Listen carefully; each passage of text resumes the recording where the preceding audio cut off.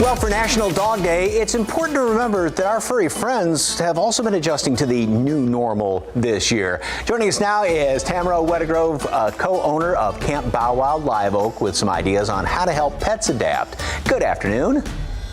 Good afternoon. Thanks for having me. Oh, certainly. Okay, so how do folks help their dogs get comfortable? You know, we all have to wear masks, and I'm sure dogs are like, well, what are you wearing on your face? How do they get comfortable? We have seen a lot of dogs become very afraid of the mask. So I would say slowly at home, introduce the mask a little bit at a time. So like if you're feeding your dog, maybe have your mask in your hand while you're putting their food down. Let them sniff the mask.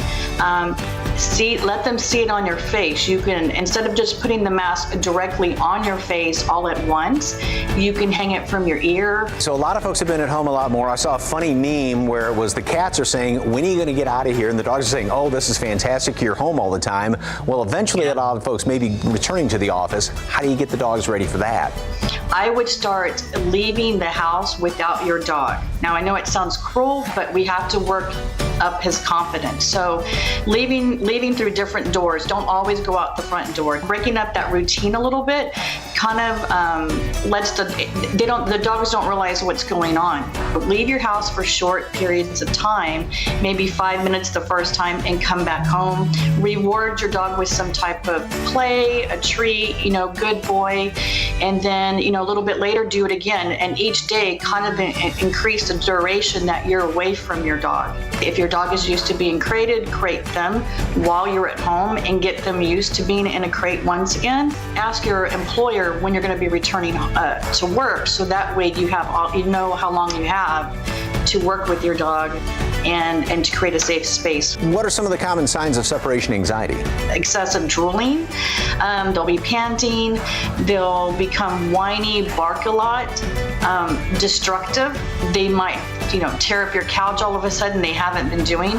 But dogs sense when we're getting ready to do something. They know when a change is coming. So when you start seeing these subtle changes in your dog, we need to start working on it and again, build up their confidence. Give them something else to do. Have toys or something that they really like. So if you are still working at home and now kids getting back to school and studying at home and being there all the time, how do you make it easier for that to get done and the dog doesn't think it's 24 hours of playtime? Oh gosh, yes. One of my favorites is to do a place. My dog will tend to stay at my feet and lick my toes the whole time, and I can't get anything done. For one thing, it tickles like heck, but what I do is I like to create a place for my dog. And that place is actually in another room in our house. When I tell him place, I point to the place, and he automatically knows where I'm going and where he's going. And so I have his toys. I have treats inside toys like Busy Buddies or something like that.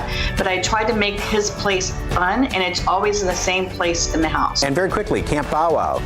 Tell folks about that. Well, Camp Bow Wow is a doggy daycare and boarding facility. We have 4 locations in San Antonio. Daycare is also a great option for owners who are working from home, that they might have one of those dogs that likes to bark in the background. They're always coming in on their conference calls.